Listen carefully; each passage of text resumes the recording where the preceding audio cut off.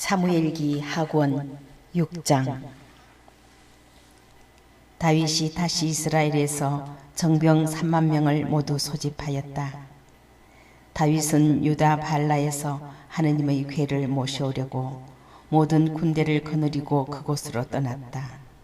그 궤는 그룹들 위에 좌정하신 만군의 주님의 이름으로 불렸다. 그들은 하느님의 궤를 새 수레에 싣고 언덕 위에 있는 아비나답의 집에서 내갔다. 아비나답의 아들 우짜와 아흐요가 그 새 수레를 몰았다. 그들이 언덕 위에 있는 아비나답의 집에서 하느님의 궤를 내갈 때 아흐요가 궤 앞에서 걸었다. 다윗과 이스라엘 온 집안은 주님 앞에서 방백나무로 만든 온갖 악기와 비파와 수금과 손붓과 요령과 자바라에 맞추어 춤추었다. 그들이 나콘의 타작마당에 이르렀을 때였다. 소들이 비틀거리는 바람에 우짜가 손을 뻗어 하느님의 궤를 붙들었다. 그러자 우짜를 향하여 주님의 분노가 타올랐다. 하느님께서 그의 잘못 때문에 거기에서 그를 치시니 그는 거기 하느님의 궤 곁에서 죽었다. 다윗은 주님께서 우짜를 그렇게 내리치신 일 때문에 화가 났다. 그래서 그는 그곳을 페레처 우짜라고 하였는데 그곳이 오늘날까지 그렇게 불린다.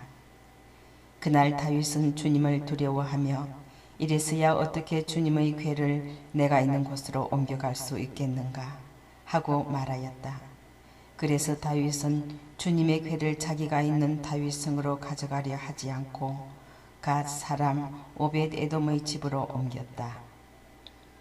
주님의 궤가 갓 사람 오벳에돔의 집에서 석 달을 머무르는 동안 주님께서는 오벳에돔과 그의 온 집안에 복을 내리셨다. 주님께서 하느님의 궤 때문에 오벳에돔과 그의 모든 재산에 복을 내리셨다는 소식이 다윗 임금에게 전해지자 다윗은 기뻐하며 오벳에돔의 집에서 다윗성으로 하느님의 궤를 모시고 올라갔다. 주님의 궤를 맨 이들이 6걸음을 옮기자 다윗은 황소와 살찐 송아지를 제물로 바쳤다. 다윗은 아마포 에봇을 입고 온 힘을 다하여 주님 앞에서 춤을 추었다. 다윗과 온 이스라엘 집안은 함성을 올리고 나팔을 불며 주님의 궤를 모시고 올라갔다. 주님의 궤가 다윗성으로 들어갈 때 다윗 임금이 주님 앞에서 뛰며 춤추는 것을 사울의 딸 미칼이 창문으로 내려다보고 속으로 그를 비웃었다. 그들은 다윗이 미리 쳐둔 천막안 제자리에 주님의 궤를 옮겨 놓았다. 그러고 나서 다윗은 주님 앞에 번제물과 친교 제물을 바쳤다. 다윗은 번제물과 친교 제물을 다 바친 다음에 만군의 주님의 이름으로 백성에게 축복하였다. 그는 온 백성에게 남녀를 가리지 않고 이스라엘 모든 군중에게 빵 과자 하나와 대추 야자 과자 하나 그리고 건포도 과자 한 뭉치씩을 나누어 주었다. 그 뒤 온 백성은 저마다 자기 집으로 돌아갔다. 다윗이 자기 집안을 축복하러 돌아오니 사울의 딸 미칼이 다윗을 맞이하러 나와서 말하였다. 오늘 이스라엘의 임금님이 건달패 가운데 하나가 알몸을 드러내듯이 자기 신하들의 여종들이 보는 앞에서 벗고 났으니 그 모습이 참 볼만하더군요. 다윗이 미칼에게 대답하였다. 주님께서는 당신 아버지와 그 집안 대신 나를 뽑으시고 나를 주님의 백성 이스라엘의 영도자로 세우셨소. 바로 그 주님 앞에서 내가 흥겨워한 것이요. 나는 이보다 더 자신을 낮추고 내가 보기에도 천하게 될 것이요. 그러나 당신이 말하는 저 여종들에게는 존경을 받게 될 것이요. 그 뒤 사울의 딸 미칼에게는 죽는 날까지 아이가 없었다. 사무엘기 하권 7장. 임금이 자기 궁에 자리 잡고 주님께서 그를 사방의 모든 원수에게서 평온하게 해주셨을 때이다. 임금이 나탄 예언자에게 말하였다. 보시오, 나는 향백나무 궁에 사는데 하느님의 괴는 천막에 머무르고 있어. 나탄이 임금에게 말하였다. 주님께서 임금님과 함께 계시니 가셔서 무엇이든 마음 내키시는 대로 하십시오. 그런데 그날 밤 주님의 말씀이 나탄에게 내렸다. 나의 종 다윗에게 가서 말하여라. 주님이 이렇게 말한다. 내가 살 집을 내가 짓겠다는 말이냐. 나는 이집트에서 이스라엘 자손들을 데리고 올라온 날부터 오늘까지 어떤 집에서도 산 적이 없다. 천막과 성막 안에만 있으면서 옮겨 다녔다. 내가 이스라엘의 모든 자손과 함께 옮겨 다니던 그 모든 곳에서 내 백성 이스라엘을 돌보라고 명령한 이스라엘의 어느 지파에게 어찌하여 나에게 향백나무 집을 지어주지 않느냐고 한마디라도 말한 적이 있느냐. 그러므로 이제 너는 나의 종 다윗에게 말하여라. 만군의 주님이 이렇게 말한다. 나는 양떼를 따라다니던 너를 목장에서 데려다가 내 백성 이스라엘의 영도자로 세웠다. 또한 내가 어디를 가든지 너와 함께 있으면서 모든 원수를 내 앞에서 물리쳤다. 나는 너의 이름을 세상 위인들의 이름처럼 위대하게 만들어 주었다. 나는 내 백성 이스라엘을 위하여 한 곳을 정하고 그곳에 그들을 심어 그들이 제자리에서 살게 하겠다. 그러면 이스라엘은 더 이상 불안해하지 않아도 되고 다시는 전처럼 불의한 자들이 그들을 괴롭히지 않을 것이다. 곧 내가 나의 백성 이스라엘에게 판관을 임명하던 때부터 해온 것처럼 나는 너를 모든 원수에게서 평온하게 해주겠다. 더 나아가 주님이 너에게 한 집안을 일으켜 주리라고 선언한다.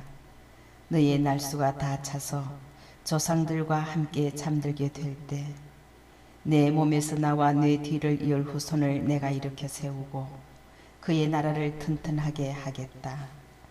그는 나의 이름을 위하여 집을 짓고 나는 그 나라의 왕좌를 영원히 튼튼하게 할 것이다.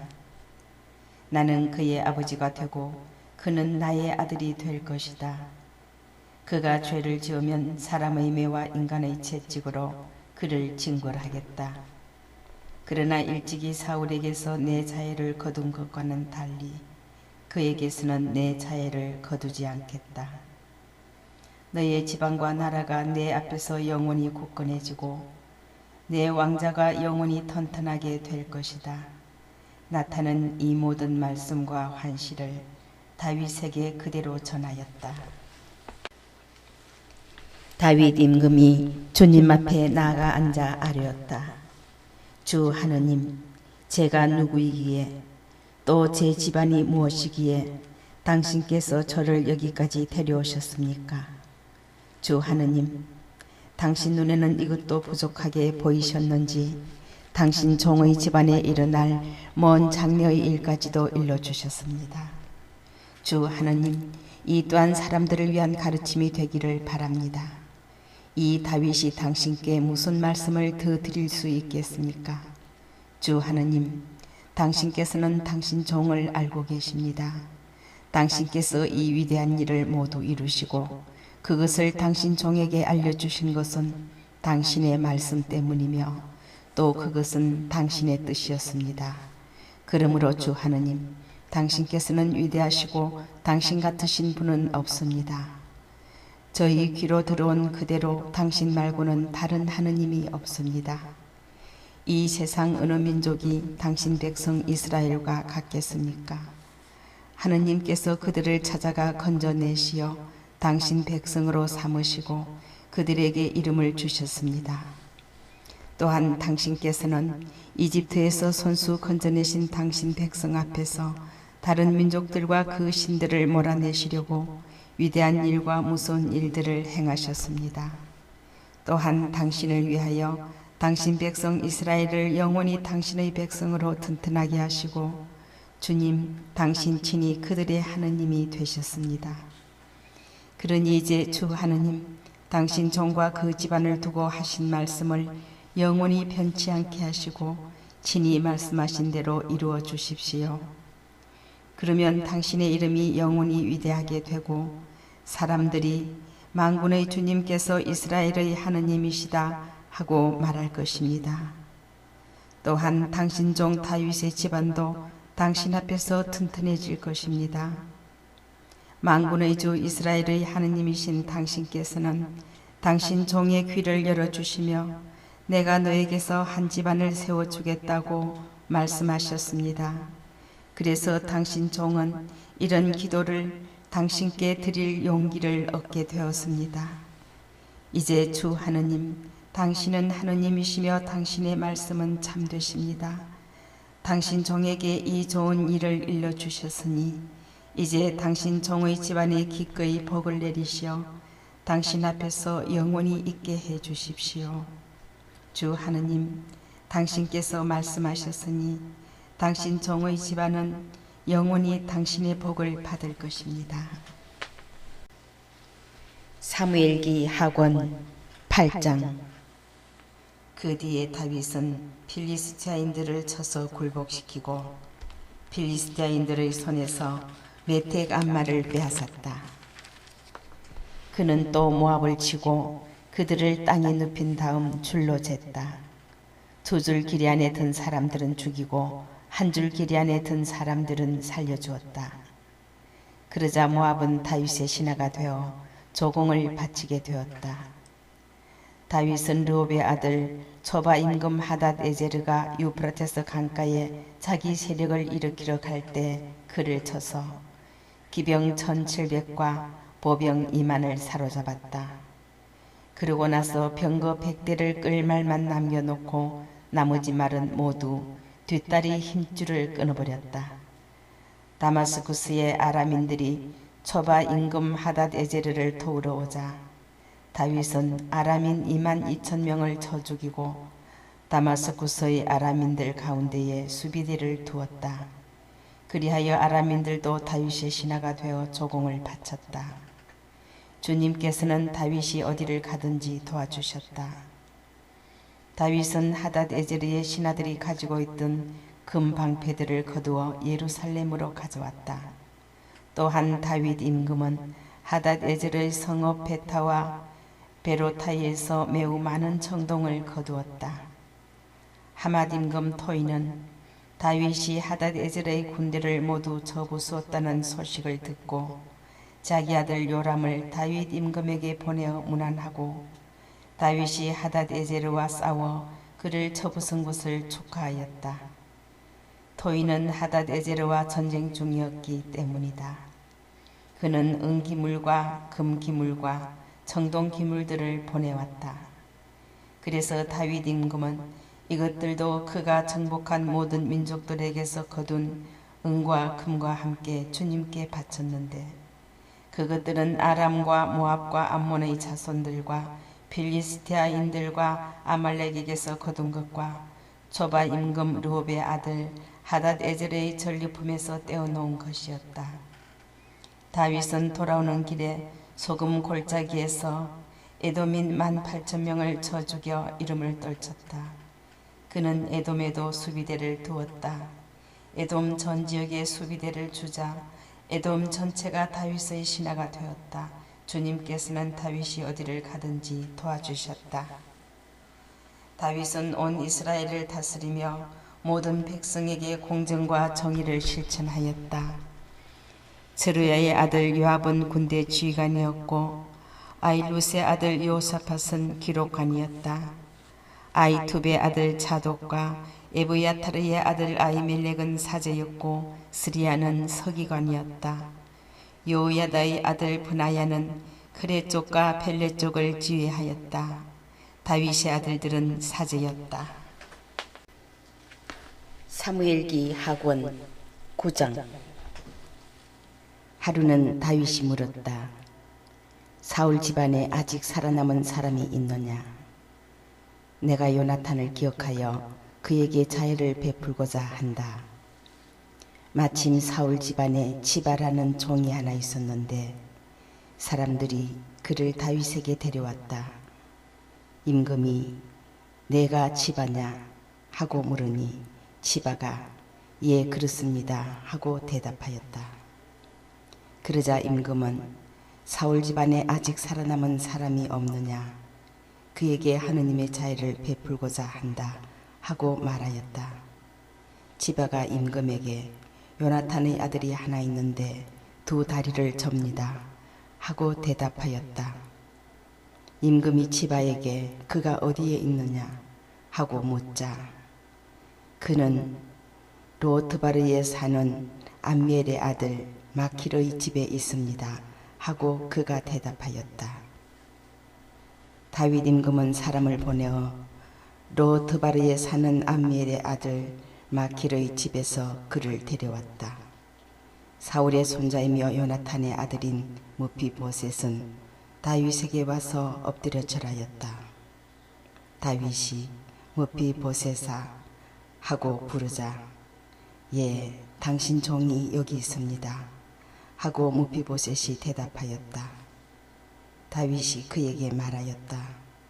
두려워하지 마라. 내가 너희 아버지 요나탄을 기억하여 너에게 자애를 베풀고자 한다. 너의 할아버지 사울의 모든 땅을 너에게 돌려주겠다. 그리고 너는 늘 내 식탁에서 음식을 먹으라. 그러자 무피보셋이 절하며 말하였다. 당신 종이 무엇이기에 죽은 개와 같은 저를 보살펴 주십니까? 임금이 사울의 시종 지바를 불러 말하였다. 내가 사울에게 속한 모든 것과 그의 집안에 속한 모든 것을 내 상전의 아들에게 주었으니 너는 그를 위하여 내 자식들과 종들을 거느리고 그 밭을 갈고 거두어 들여 내 상전의 아들이 먹을 수 있도록 음식을 마련하여라.